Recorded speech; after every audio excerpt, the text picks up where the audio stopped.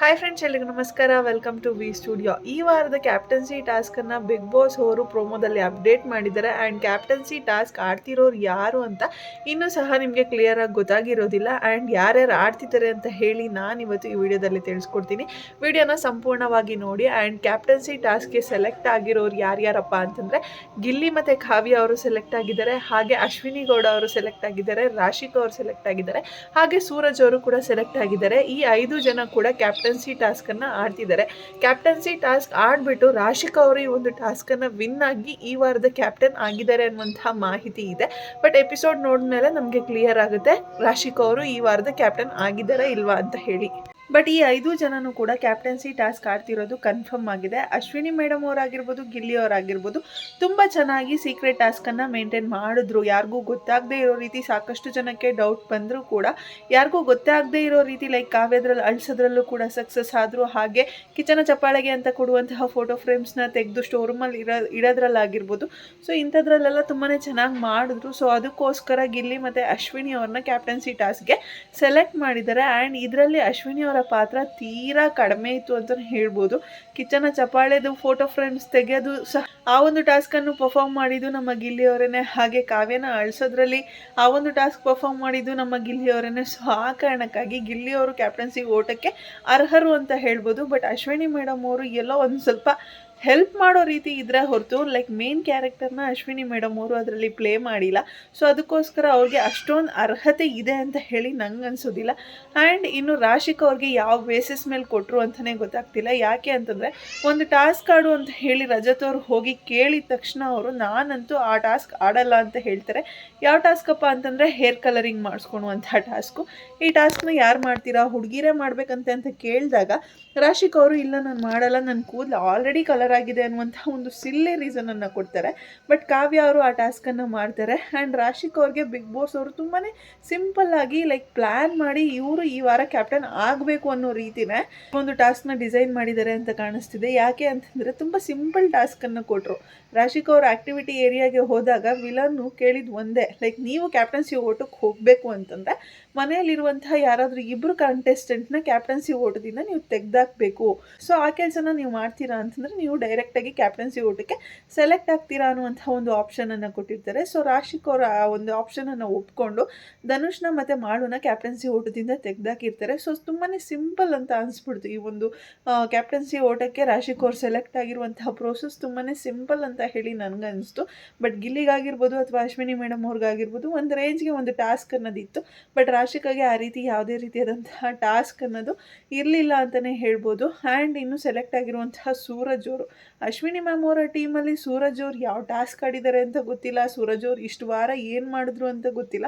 But captaincy ಓಟಕ್ಕೆ select ಮಾಡಿದ್ದಾರೆ. ನನ್ನ ಪ್ರಕಾರ ಕ್ಯಾಪ್ಟನ್ಸಿ ಓಟಕ್ಕೆ ಅಶ್ವಿನಿ ಮೇಡಮ್ ಅವರ ಟೀಮಲ್ಲಿ ಮಾಳು ಅವ್ರನ್ನ ಸೆಲೆಕ್ಟ್ ಮಾಡಬೇಕಾಗಿತ್ತು. ಯಾಕೆ ಅಂತಂದರೆ ಮಾಳು ಅವರು ತಲೆ ಬೋಳಿಸ್ಕೊಂಡು ಲೈಕ್ ಬಿಗ್ ಬಾಸ್ ಕೊಟ್ಟಿರುವಂತಹ ಒಂದು ಟಾಸ್ಕನ್ನು ಕಂಪ್ಲೀಟ್ ಮಾಡಿದ್ದಾರೆ.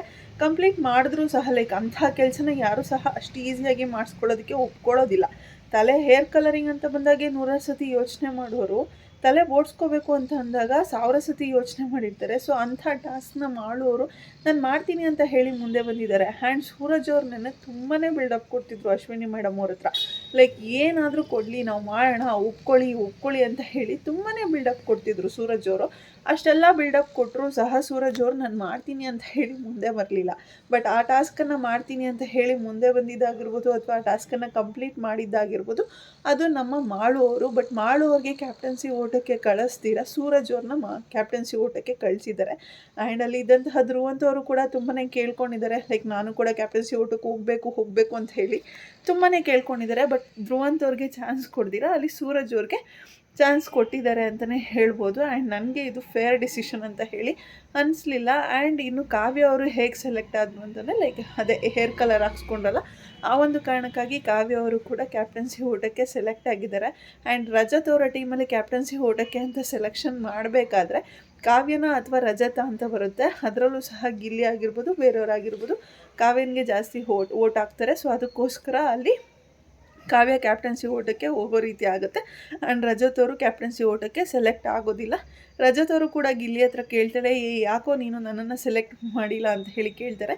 ಆವಾಗ ನಾನು ಟ್ಯಾಟೋ ಎಲ್ಲ ಹಾಕ್ಸ್ಕೊಂಡಿದ್ನಲ್ಲ, ಯಾಕೆ ಸೆಲೆಕ್ಟ್ ಮಾಡಿಲ್ಲ ಅಂತ ಕೇಳಿದಾಗ ಅಣ್ಣ ಡೇ ಒನ್ನಿಂದ ಆಡ್ತಾ ಇದ್ದಾರೆ, ಸೊ ಅದಕ್ಕೋಸ್ಕರ ನಾನು ಅವ್ರನ್ನ ಸೆಲೆಕ್ಟ್ ಮಾಡಿದ್ದೀನಿ. ಆ್ಯಂಡ್ ಹಾಗೆ ಹೇರ್ ಕಲರನ್ನು ಸಹ ಮಾಡಿಸ್ಕೊಂಡಿದ್ದಾರೆ, ಸೊ ಅದಕ್ಕೋಸ್ಕರ ಅವ್ರನ್ನೇ ಸೆಲೆಕ್ಟ್ ಮಾಡಿದ್ದೀನಿ ಅಂತ ಹೇಳಿ ಗಿಲ್ಲಿ ರೀಸನನ್ನು ಕೊಡ್ತಾರೆ. ಓಕೆ ಫೈನ್, ಅಟ್ಲೀಸ್ಟ್ ಒಂದು ಟಾಸ್ಕ್ ಆದರೂ ಆಡಿದಾರಲ್ವ, ಒಂದು ಟಾಸ್ಕ್ ಆದರೂ ಲೈಕ್ ಯಾರೋ ಮಾಡಲ್ಲ ಅನ್ನೋಂಥ ಪರ್ಸನ್ ಇರಬೇಕಾದ್ರೆ ನಾನು ಮಾಡ್ತೀನಿ ಅಂತ ಮುಂದೆ ಬಂದು ಆಡಿದಾರಲ್ವ, ಸೊ ಅದಕ್ಕೋಸ್ಕರ ಅಲ್ಲಿ ಇದ್ದಿದ್ದೇ 2 ಆಪ್ಷನ್ನು, ಕಾವ್ಯ ಮಾಡಿಸ್ಕೋಬೇಕಾಯಿತು ಅಥವಾ ರಾಶಿಕಾ ಮಾಡಿಸ್ಕೋಬೇಕಾಯಿತು. ರಾಶಿಕಾ ಅಂತೂ ಬಿಲ್ಕುಲ್ ಆಗಲ್ಲ ಅಂತ ಹೇಳಿಬಿಟ್ಟಿದ್ಲು. ಸೊ ಆವಾಗ ಟೀಮ್ ಅಂತ ಬಂದಾಗ, ಟೀಮ್ ಗೆಲ್ಲಿಸ್ಬೇಕು ಅಂತ ಬಂದಾಗ ಕಾವ್ಯ ಬಂದು ನಿಂತ್ಕೊಂಡ್ಲಲ್ವ, ಸೊ ಅದಕ್ಕೋಸ್ಕರ ಆದರೂ ಕಾವ್ಯನ ಈ ಒಂದು ಟಾಸ್ಕ್ಗೆ ಕಳಿಸ್ಬೋದು ಅಂತ ಹೇಳಿ, ಲೈಕ್ ಕ್ಯಾಪ್ಟನ್ಸಿ ಟಾಸ್ಕ್ ಆಡಲಿ ಅಂತ ಹೇಳಿ ಕಳಿಸಿದ್ದಾರೆ ಅಂತ ಹೇಳ್ಬೋದು. ಆ್ಯಂಡ್ ಎಸ್, ನಮ್ಮ ಗಿಲ್ಲಿ ಕ್ಯಾಪ್ಟನ್ಸಿ ಟಾಸ್ಕ್ ಆಡೋದಕ್ಕೆ ಹೋಗಿದ್ದಾನೆ. ತುಂಬಾ ಖುಷಿ ಆಗ್ತಿದೆ. ಆ್ಯಂಡ್ ಕೊಟ್ಟಿರುವಂತಹ ಟಾಸ್ಕ್ ಯಾವ ರೀತಿ ಇದೆ ಅಂದರೆ, ಕಣ್ಣಿಗೆ ಬಟ್ಟೆ ಕಟ್ಬಿಟ್ಟು ಬಾಲ್ಸ್ ಕೊಟ್ಟಿದ್ದಾರೆ, ಕೈಗೆ ಸ್ಟಿಕ್ಸ್ ಕೊಟ್ಟಿದ್ದಾರೆ. ಮೋಸ್ಟ್ಲಿ ಬಾಲ್ಸ್ನ ಹೊಡಿಬೇಕು ಅನ್ನೋ ರೀತಿ ಏನಾದರೂ ಇರ್ಬೋದು, ನನಗೆ ಸರಿಯಾಗಿ ಗೊತ್ತಿಲ್ಲ ಯಾವ ಟಾಸ್ಕು ಅಂತ ಹೇಳಿ. ಬಟ್ ಒಂದೊಳ್ಳೆ ಟಾಸ್ಕ್ ಸೆಟಪ್ನ ಮಾಡಿದ್ದಾರೆ, ತುಂಬ ಚೆನ್ನಾಗಿ ಬರ್ತಿದೆ ಟಾಸ್ಕ್ ಸೆಟಪ್ಪು. ಆ್ಯಂಡ್ ಟಾಸ್ಕ್ ಆಡಿ ರಾಶಿಕಾ ಅವ್ರು ವಿನ್ ಆಗಿದ್ದಾರೆ ಅನ್ನುವಂತಹ ಮಾಹಿತಿ ಸೋಷಿಯಲ್ ಮೀಡ್ಯಾದಲ್ಲಿ ತುಂಬಾ ಸ್ಪ್ರೆಡ್ ಆಗಿದೆ. ಬಟ್ ನಾನಂತೂ ಅದ್ರ ಬಗ್ಗೆ ಕ್ಲಾರಿಟಿ ಕೊಡೋಕ್ಕೋಗಲ್ಲ, ಯಾಕೆಂದರೆ ಎಪಿಸೋಡ್ ನೋಡೋವರೆಗೂ ನಾನು ಕ್ಲಾರಿಟಿನ ಕೊಡೋದಿಲ್ಲ. ಆ್ಯಂಡ್ ಆ ಒಂದು ಟಾಸ್ಕಲ್ಲಿ ಕಣ್ಣು ಕಟ್ಬಿಟ್ಟು ಆಡಿಸ್ತಿದ್ದಾರೆ ಅಂತ ಯಾಕೆ ಹೇಳಿದೆ ಅಂತಂದರೆ, ಲೈಕ್ ಅಶ್ವಿನಿ ಗೌಡ ಅವ್ರು ಹೇಳ್ತಿದ್ದಾರೆ, ಪ್ರೋಮೋ ಬಿಟ್ಟಿದ್ದಾರಲ್ಲ, ಆ ಪ್ರೋಮೋದಲ್ಲಿ ಅಶ್ವಿನಿ ಗೌಡ ಅವ್ರು ಹೇಳ್ತಿದ್ದಾರೆ, ಅಲ್ಲಿ ಕುತ್ಕೊಂಡಿರೋರು ಇಲ್ಲಿ ಆಡ್ತಿರುವಂತಹ ಪ್ಲೇಯರ್ಸ್ಗೆ ಹೆಲ್ಪ್ ಮಾಡೋ ಹಾಗಿಲ್ಲ, ಏನಕ್ಕೆ ಹೆಲ್ಪ್ ಮಾಡಬೇಕು ಅಂತ ಹೇಳಿ ಕಿರ್ಚಾಡ್ತಿದ್ದಾರೆ. ಲೈಕ್ ಇಲ್ಲಿದೆ ಅಲ್ಲಿದೆ ಅಲ್ಲೋಗು ಇಲ್ಲೋಗು ಅಂತೆಲ್ಲ ಹೇಳಿ ಏನಕ್ಕೆ ಹೆಲ್ಪ್ ಮಾಡಬೇಕಾಗಿತ್ತು ಅಂತ ಹೇಳಿ ಅಶ್ವಿನಿ ಮೇಡಮ್ ಅವ್ರು ಕಿರ್ಚಾಡ್ತಿದ್ದಾರೆ. ಆ್ಯಂಡ್ ರಜತ್ ಅವರು ಕೂಡ ತುಂಬ ಚೆನ್ನಾಗಿ ಟಾಂಗ್ ಕೊಡ್ತಿದ್ದಾರೆ ಅಂತಲೇ ಹೇಳ್ಬೋದು. ಕೈಲಾದವರು ಮೈ ಪರ್ಚ್ಕೊಂಡ್ರಂತೆ ಆ ರೀತಿ ಆಯಿತು, ಆಡೋಕ್ಕೆ ಬರಲ್ಲ, ಆಡೋಕ್ಕಾಗಲ್ಲ ಅಂತೆಲ್ಲ ಹೇಳಿ ಟಾಂಟ್ಸ್ಗಳನ್ನು ಕೊಡ್ತಿದ್ದಾರೆ. ಆ್ಯಂಡ್ ಚೈತ್ರ ಅವರು ಕೂಡ ತುಂಬ ಚೆನ್ನಾಗಿ ಟಾಂಟ್ ಕೊಡ್ತಿದ್ದಾರೆ ಅಂತಲೇ ಹೇಳ್ಬೋದು. ಯಾಕೆ ಅಂತಂದರೆ, ಲೈಕ್ ಕುಂಟೆಬಿಲ್ಲೆ ಆಡು ಅಂತ ಕೊಟ್ಟರು ಸಹ ಇವ್ರಿಗೆ ಯಾವ ಕಾಲಲ್ಲಿ ಕುಂಟಬೇಕು ಅಂತ ಬೇಕಾದ್ರೆ ಕೇಳ್ತಾರೆ ಇವರು, ಫಸ್ಟ್ ಹೆಂಗೆ ಕುಂಟಬೇಕು ಅಂತ ಕೇಳ್ತಾರೆ.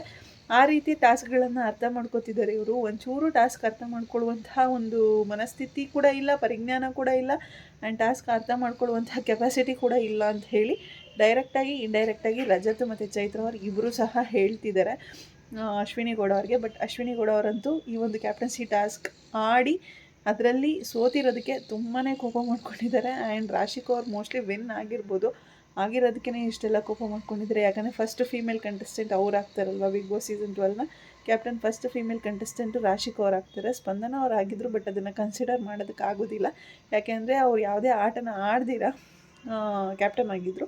ಸೊ ಅದಕ್ಕೋಸ್ಕರ ಅವರ ಒಂದು ಆಟನ ಕನ್ಸಿಡರ್ ಮಾಡೋದಕ್ಕೆ ಆಗೋದಿಲ್ಲ.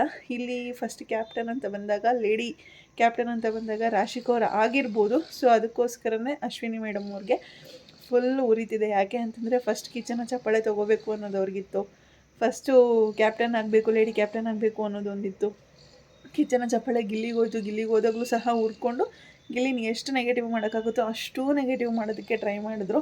ಆ್ಯಂಡ್ ನನ್ನಿಂದನೇ ನಿನಗೆ ಕಿಚನ ಚಪ್ಪಾಳೆ ಸಿಕ್ಕಿದ್ದು ಅಂತೆಲ್ಲ ಹೇಳಿದ್ರು. ಬಟ್ ಏನೇ ಹೇಳಿದ್ರು ಕಿಚನ ಚಪ್ಪಾಳೆ ನಮ್ಮ ಗಿಲ್ಲಿಗೆ ಸಿಕ್ಕಿದ್ದು, ಅಶ್ವಿನಿ ಮೇಡಮ್ ಅವ್ರಿಗೆ ಸಿಕ್ಕಿಲ್ಲ. ಆ್ಯಂಡ್ ನೆಕ್ಸ್ಟ್ ವೀಕಿಂದ ತುಂಬಾ ಟ್ರೈ ಮಾಡ್ತಿದ್ರು ಕಿಚನ ಚಪ್ಪಾಳೆ ತೊಗೋಬೇಕು ಅಂತ ಹೇಳಿ, ಬಟ್ ಇದುವರೆಗೂ ಅದು ಸಿಕ್ಕಿಲ್ಲ.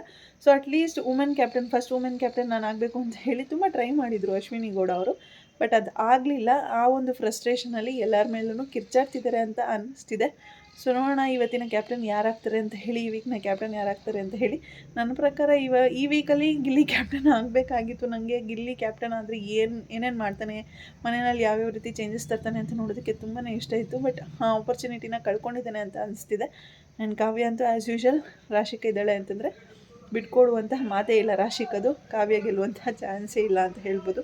ಸೊ ನೋಡೋಣ ಯಾರು ವಿನ್ ಆಗ್ತಾರೆ ಅಂತ ಹೇಳಿ. ನಿಮ್ಮ ಪ್ರಕಾರ ಈ ವಾರದ ಕ್ಯಾಪ್ಟನ್ ಯಾರಾಗಿರ್ಬೋದು ಅಂತ ಅನಿಸುತ್ತೆ, ಕಮೆಂಟ್ ಸೆಕ್ಷನಲ್ಲಿ ತಿಳಿಸಿ ಅಂತ ಹೇಳ್ತಾ ಇವತ್ತಿನ ವಿಡಿಯೋನ ಇಲ್ಲಿಗೆ ಎಂಡ್ ಮಾಡ್ತಾ ಇದ್ದೀನಿ. ಯಾರಿಗೆಲ್ಲ ವಿಡಿಯೋ ಇಷ್ಟ ಆಗಿದೆ ಪ್ಲೀಸ್ ಲೈಕ್ ಮಾಡಿ, ಶೇರ್ ಮಾಡಿ, ಕಮೆಂಟ್ ಮಾಡಿ. ಹಾಗೆ ಯಾರೆಲ್ಲ ಇನ್ನೂ ನನ್ನ ಚಾನಲ್ಗೆ ಸಬ್ಸ್ಕ್ರೈಬ್ ಮಾಡ್ತಿರೋ ವಿಡಿಯೋನ ನೋಡಿರೋ ಪ್ಲೀಸ್ ಬೇಗ ಸಬ್ಸ್ಕ್ರೈಬ್ ಮಾಡ್ಕೊಳ್ಳಿ. Thank you so much. Love you all. Take care. By.